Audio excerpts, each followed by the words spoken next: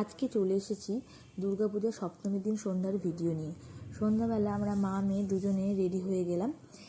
এবার আমরা বেরিয়ে পড়েছি। প্রথমেই চলে গেলাম হাটখোলা মন্দিরে। হাটখোলা মন্দিরে ঠাকুরকে নমস্কার করে ওখানে একটা চেয়ার নিয়ে বসে পড়লাম, কারণ হাটখোলা মন্দিরে আজকে সাংস্কৃতিক অনুষ্ঠান হচ্ছে। প্রত্যেকবারই সপ্তমীর দিন আর অষ্টমীর দিন সাংস্কৃতিক অনুষ্ঠান হয়, এবারও তার অন্যথা হচ্ছে না, এবারে হচ্ছে। তো যাই হোক, দেখুন বেশ ভালোই ভিড় জমে গেছে, অনেক লোক চলে এসছে। এই প্রোগ্রামটা দেখতেও ভীষণ ভালো লাগে।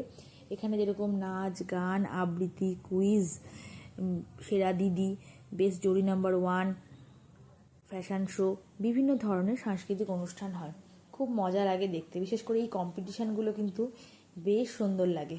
তারপরে হলো আমার মেয়ের ফ্যাশন শোটা এত সুন্দর করেছিল আমার মেয়ে, সত্যি দেখে আমার ভীষণই ভালো লেগেছিল। ও একা একাই বেশ সুন্দর করেছিল।